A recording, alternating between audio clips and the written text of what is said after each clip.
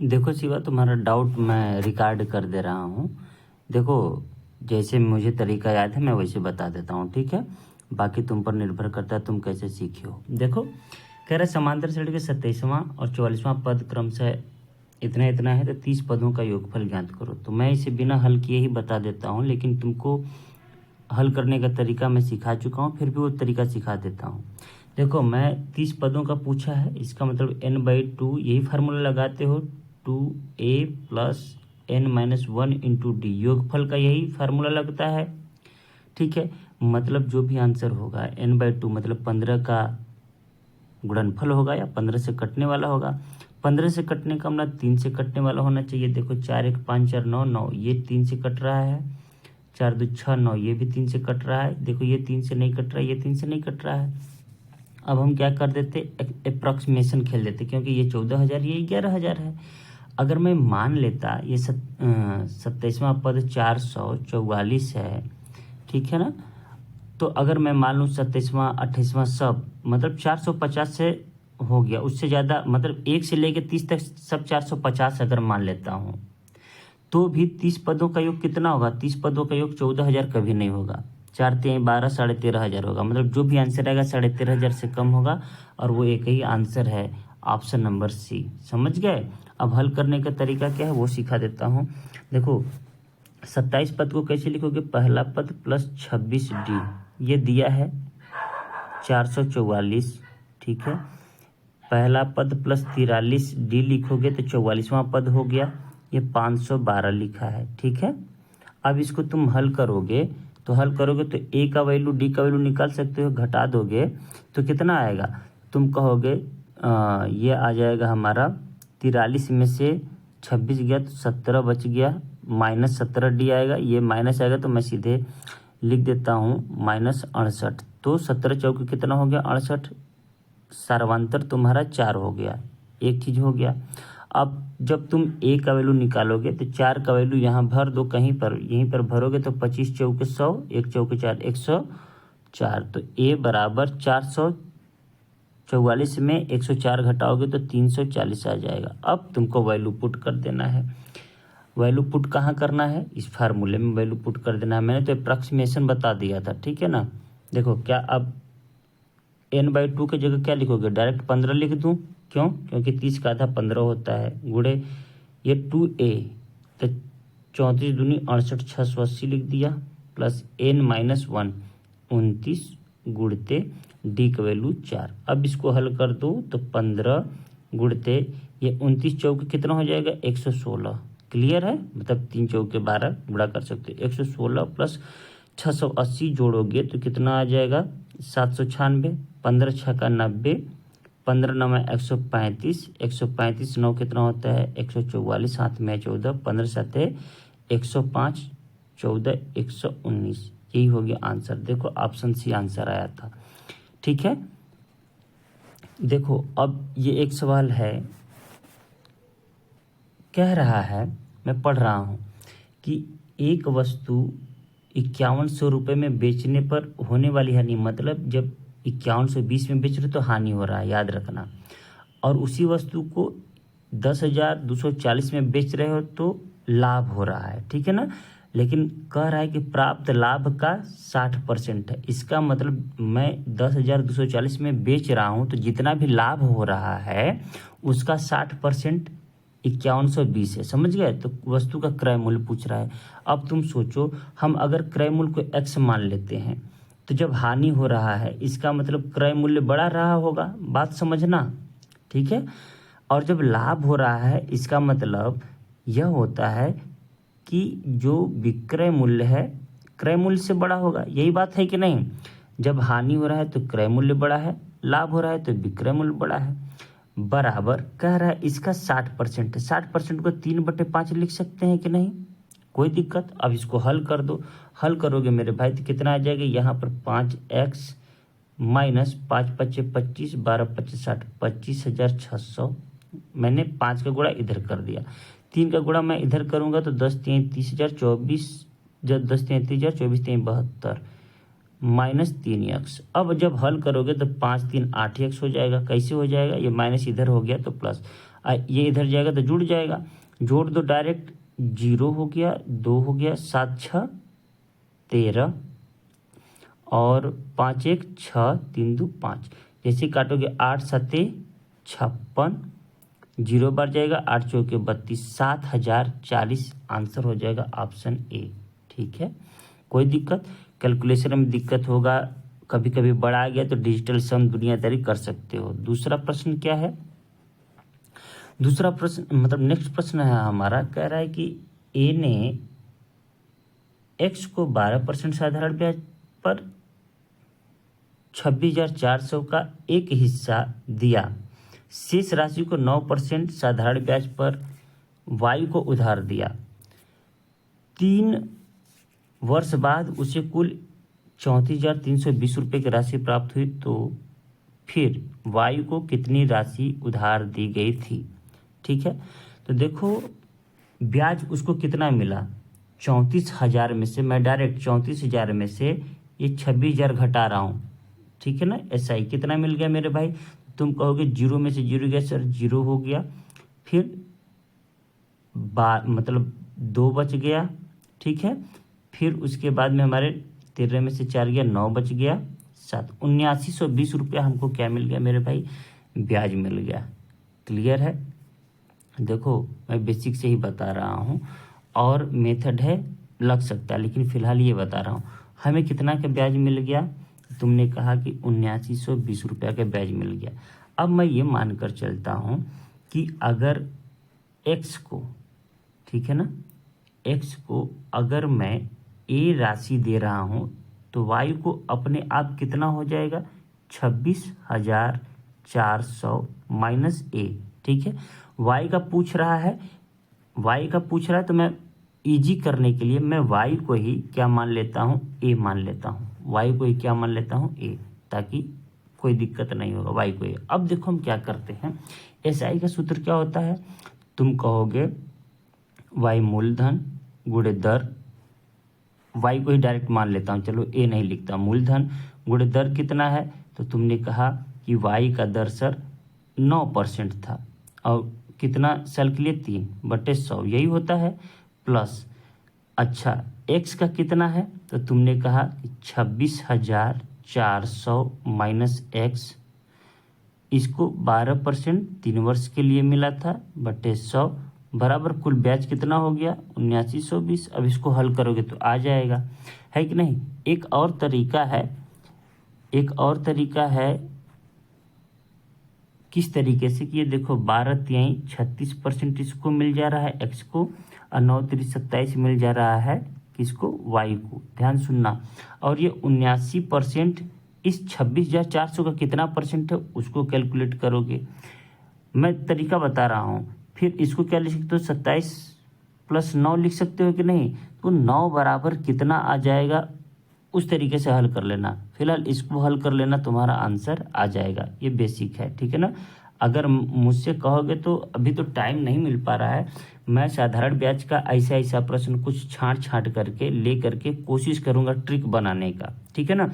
फिलहाल इसको हल कर लेना, आंसर आ जाएगा। जो जो प्रश्न फंसेगा साधारण ब्याज या किसी भी प्रकार का, तुम हमको उसको भेज दो पर्सनल की, इस पर कोई ट्रिक बनेगा तो बना दीजिए सर, और बनेगा तो मैं बना दूंगा, ठीक है। इसको हल कर लेना, ये आंसर आ जाएगा। मैंने हल कर लिया है तो इसका आंसर देखो, ये भी बता देता हूँ, 17,600 आएगा। अब ये देखो क्या है, कह रहा है 5 सदस्यों के एक परिवार की औसत उम्र 44 वर्ष है। वैसे तुम्हारा सारा सवाल गलत हो रहा है, एवरेज वाला, ये इस पर भी ध्यान देना है, तुमको अच्छे से पढ़ लेना। कह रहा है जब बेटा शादी कर लेता है और उसकी पत्नी परिवार में शामिल होती है तो औसत आयु 2.5 वर्ष कम हो जाती है, ठीक है। तो उसके पत्नी का कितना हो जाएगा? अब तुम सोचो कि ये 5 था, पत्नी आती है 6 हो गया, ठीक है ना। ये कितनी सदस्य हो गई? 6। अब 6 गुणे 2.5 करोगे तो कितना कम हो गया? 15। इसका मतलब कुल 44 था, 15 घटाएंगे तो इसकी वाइफ का उम्र 29 वर्ष आया, ठीक है ना। देखो भाई, सबका पांचों लोगों का 44-44 साल है, ठीक है ना। लेकिन जैसे ही पत्नी छठवीं आती है सबका घट जाता है 2.5 41.5 के हो जाते हैं। इसका मतलब सबका 2.5 ली होगी वो, तब ना इसका भी 41 हुआ होगा। इसका मतलब 6 अढ़ाई 15, 6 गुणे 2.5 15 वर्ष 44 में से घटाओगे तो इसका रियल आ जाएगा, ठीक है ना। 29 वर्ष की उसकी पत्नी हो गई। कह रहा है शादी के 2 साल बाद परिवार में एक बच्चा पैदा होता है। ध्यान सुनना, शादी के 2 साल बाद मतलब ये 29 2 31 साल की उम्र में माँ बन जाती है, ठीक है ना। अब कह रहा है बेटे की शादी के 5 साल बाद बहू और बच्चे की औसत आयु बताइए। अच्छा, बेटे की शादी के 5 साल बाद, 5 साल बाद वो बेटवा कितने का हो जाएगा? इसका बच्चा 3 साल का होगा। होगा कि नहीं होगा? अरे मेरे भाई, मैं ये कह रहा हूँ कि शादी के 5 साल बाद बोला है, 5 साल बाद उसके बेटे और मतलब उसके बच्चे और उसकी पत्नी की औसत आयु कितनी होगी। तो ध्यान से सुनना, 29 साल की तो वो थी ही, 2 साल बाद उसको बच्चा होता है, इसका मतलब यह होगा कोई 31 को होगी। अब कह रहा है 5 साल बाद बहू का बताइए, ठीक है ना, और बच्चे का औसत आयु बताइए। तो ये बताइए, तो 3 साल और हम जोड़ेंगे कि नहीं उसके वाइफ में। मतलब यह हुआ कि 2 साल बाद बच्चा पैदा हुआ और 5 साल बाद बहू का कह रहा है और बच्चे का कह रहा है, तो बच्चा तो 3 साल का हुआ, बच्चा तो 3 साल का हुआ, लेकिन 5 साल उसकी वाइफ में एक्स्ट्रा जुड़ा कि नहीं जुड़ा, 5 साल बाद बोल रहा है। तो कुल कितना हो गया? 29 8 कितना हो गया? तो तुम कहोगे 37, है ना, 37 वर्ष ही हुआ ना। 37 का आधा करोगे, क्यों? क्योंकि बच्चा और उसकी पत्नी है। तो 18 दूनी 36, 18.5। इसका ऑप्शन नहीं लिया हूँ, देख लेना कौन सा आंसर सही है, ठीक है। इसका आंसर हो गया। अगर नहीं समझ में आएगा तो बोल देना। और नेक्स्ट प्रश्न है, ये सवाल साफ साफ नहीं मतलब छपा हुआ है तो हमको भी नहीं समझ में आया कि ये क्या क्या लिखा है, छोड़ दो। साफ साफ छपेगा तो तुम आराम से इसको कर लोगे। मुझे दिख ही नहीं रहा था सवाल। अब ये सवाल देखो, कह रहा है एक वृत्त की त्रिज्या का माप क्या है जो एक ऐसा त्रिकोण बनाती है जिसकी भुजाओं का माप 8 15 17 इकाइयाँ हैं। तो ये देखो 8 15 17, ये एक ट्रिपलेट है। ट्रिपलेट मतलब ये लंब आधार, इन दोनों में से कोई लंब और आधार होगा और सबसे बड़ी भुजा कर्ण होती है, ठीक है ना। तो ये पूछा क्या है हमसे कि उस वृत्त की त्रिज्या का माप बताइए। तो जो कर्ण होता है उसी का आधा होता है। कर्ण का आधा कितना हो जाएगा? 8 दूनी 16.5। ये आपको याद रखना है, आंसर सी। कैसे हमने पहचान लिया कि ये ट्रिपलेट है? देखो, ट्रिपलेट पहचानने का तरीका क्या है, जो 2 बड़ी संख्याएं हैं, चाहे सबसे बड़ी संख्या में से, ध्यान सुनना, सबसे बड़ी संख्या में से पहचानने का तरीका बता देता हूँ, ये कोई नहीं बताएगा, ये बता देता हूँ। सबसे बड़ी संख्या क्या है? तुमने कहा 17 है। इनमें से किसी एक छोटी संख्या को, चाहे 15 को चाहे 8 को, तो मैंने 2 बड़ी संख्याओं को एक बार घटा लिया मेरे भाई और एक बार जोड़ लिया, ठीक है ना। देखो, वह तो मुँह जबानी कर दूंगा, लेकिन मैं लिख कर बता रहा हूँ। बराबर तीसरी संख्या का स्क्वायर कर दो, ठीक है ना। कोई भी सबसे बड़ी संख्या में से ही जोड़ना घटाना है, ठीक है ना। अब बाकी किसी को ले लेना। तो ये कितना हो जाएगा? तुमने कहा कि 2 हो जाएगा सर, और ये कितना हो जाएगा? 32, और ये कितना होगा? 64। अगर ये दोनों बराबर हो, 32 दूना 64 होता है क्या? हाँ, बराबर है तो समझो ट्रिपलेट है, बराबर नहीं है तो ट्रिपलेट नहीं है। अच्छा, दूसरा भी करके देता हूँ। 17 में से 8 माइनस किया, 17 में से 8 जोड़ दिया, बराबर 15 का स्क्वायर कर दिया। देखो 9 बचा, 17 और 18 में जब जोड़ूंगा तो 35 हो जाएगा, बराबर 15 15 में 225। अब देखो 9 5 45, 9 3 27, 27 4 कितना होता है? 27 4 31। कुछ गड़बड़ हो गया क्या? 9 8 17, ओहो यहाँ पर 8 है, 25 है मेरे भाई, 25 9 225 होता है, 225। दोनों बराबर हो गया कि नहीं? बराबर है। इसका मतलब जो सबसे बड़ी भुजा है वो कर्ण होती है। और जब भी पूछे वृत्त की त्रिज्या का माप क्या होगा जो एक ऐसा त्रिकोण बनाती है जिसकी भुजा का माप इतना है, ठीक है ना। ये समकोण त्रिभुज में ही पॉसिबल है। अगर एक चित्र बनाकर सिखाऊं तो ये देख लो, ऐसा सवाल आए तो बस कर्ण का सीधे मतलब सबसे बड़ी भुजा का क्या कर देना, आधा कर देना, यदि वो क्या हो, समकोण हो या ट्रिपलेट हो। ये देखो, ये समकोण त्रिभुज हमने बना दिया, ठीक है ना। अब यहाँ पर एक हमने बिंदु ले लिया, अब इसके परितः एक वृत्त बना दिया, ये यही पूछ रहा है, समझ गया। तो इसकी त्रिज्या क्या हो जाएगी, ये त्रिज्या हो जाएगी कि नहीं हो जाएगी, तो हमने कर्ण का ही आधा किया है। उम्मीद करता हूँ सीख गए होगे। तुम ये सब नहीं पढ़े हो इसीलिए नहीं हवा लग रहा है, ठीक है। चलो, ये देखो सवाल कह रहा है कि समबाहु त्रिकोण की एक भुजा की लंबाई 21 सेंटीमीटर है, तो परिवृत्त का क्षेत्रफल क्या होगा। अब तुमको परिवृत्त पता होगा कि नहीं होगा, हमें नहीं पता है। जैसे एक समबाहु त्रिभुज है, क्या है, समबाहु त्रिभुज, ठीक है ना। परिवृत्त क्या होता है, ये होता है परिवृत्त, मतलब तीनों इसके कोने इसको टच करेंगे। मैं नहीं अच्छा बना पाया। तो परित्रिज्या आर बराबर क्या होता है, भुजा बटे √3, ठीक है ना। भुजा कितना है, तुमने कहा सर 21 दिया है, √3। अगर हम इसको परमेयीकरण करें, इतना करने की जरूरत नहीं है, तुमको आता है तो कर ले जाओगे, तो 7 करड़ी में 3 इसका त्रिज्या आ जाएगा। अब तुमको पता है कि पाई आर स्क्वायर होता है, तो पाई का वैल्यू 22/7, आर का वैल्यू हम सीधे रख देते हैं, आर का वैल्यू ये हो गया, 7 से 7 खत्म, ये 3 है, ठीक है ना।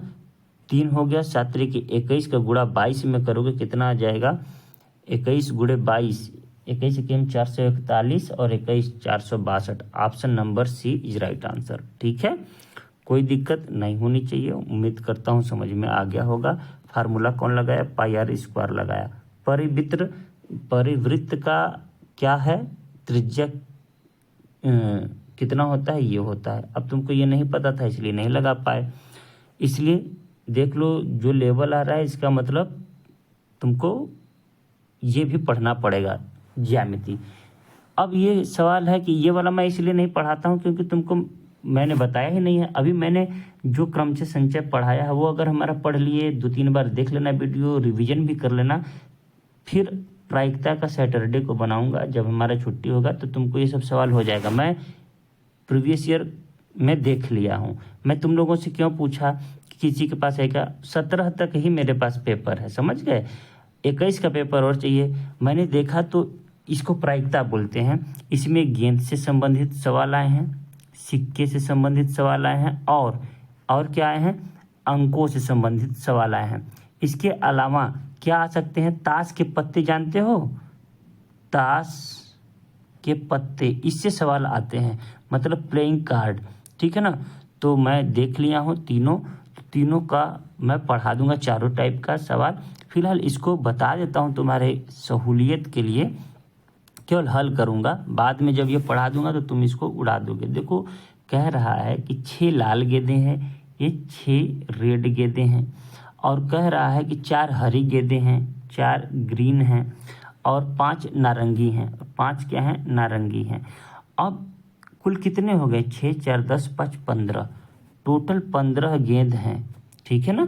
कह रहा है अगर बैग से 3 गेंदें बेतरतीब मतलब ऐसे ही उठा लेते हैं, ठीक है ना, यादृक्ष लिखेगा, रैंडम लिखेगा, ध्यान सुनना, 3 गेंदें निकाली जाती हैं तो क्या प्रायिकता है कि सभी 3 गेंदें या तो लाल हो या तो नारंगी हो। मतलब हमको 3 गेंद ही चूज करनी है, तो हम इसको कैसे हल करेंगे। देखो टोटल 15 गेंद है मेरे भाई, टोटल कितनी गेंद है, 15 गेंद, टोटल 15 गेंद, 15 गेंद में से कितनी चूज करनी है, ये हो गया मेन।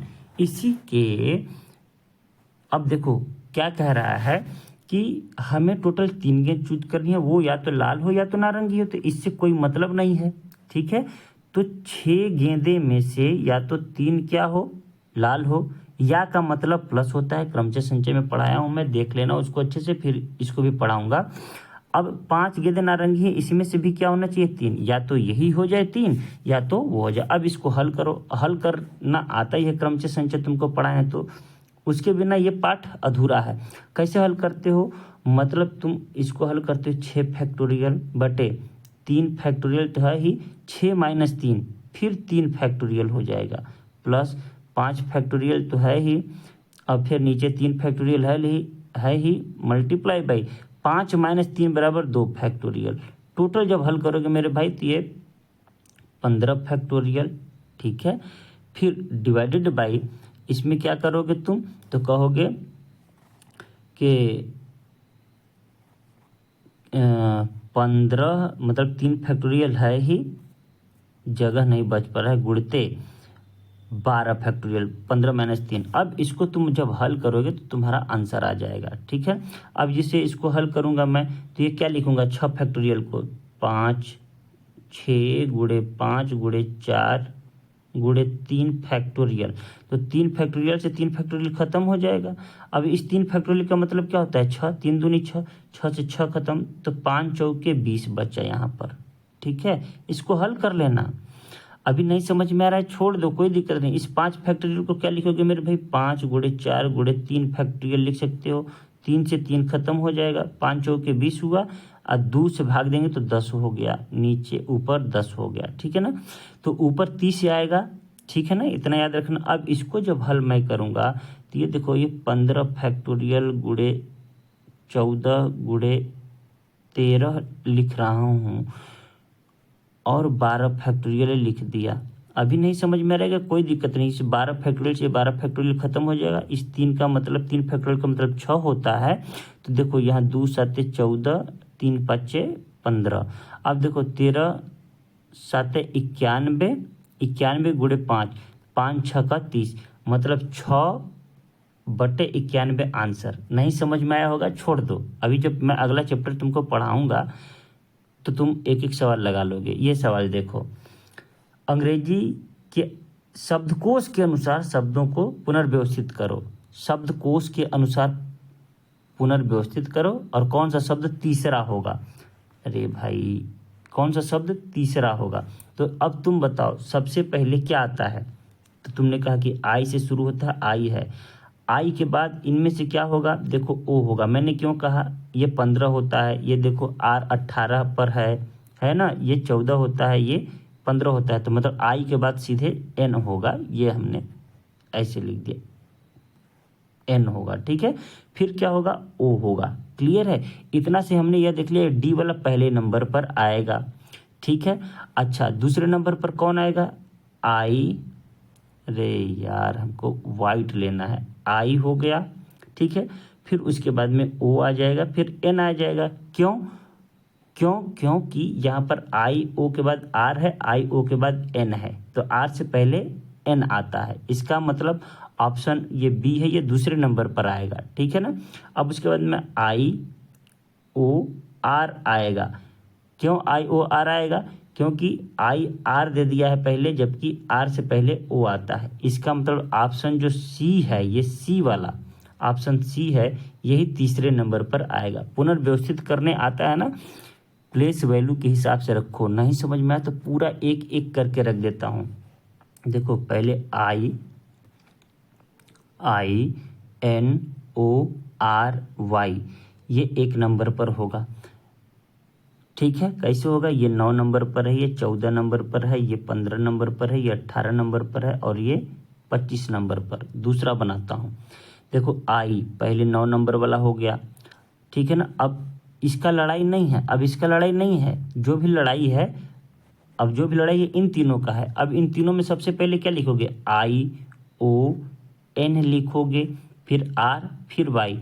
देखो अब ये भी खत्म हो गया, क्योंकि आई ओ के बाद आर आ गया, जबकि आर से पहले एन आता है, इसलिए हमने यहाँ एन लिख लिया। उम्मीद करता हूँ समझ में आ गया होगा। देखो यही पढ़ाने में 24 मिनट लग गया, हल करते तो 10 मिनट लगता, यही लगता ना। चलो, कोई दिक्कत हो कमेंट जरूर कर देना, ठीक है। मैं नेक्स्ट टॉपिक शनिवार को बना दूंगा, और संडे को तुमको वीडियो मिल जाएगा।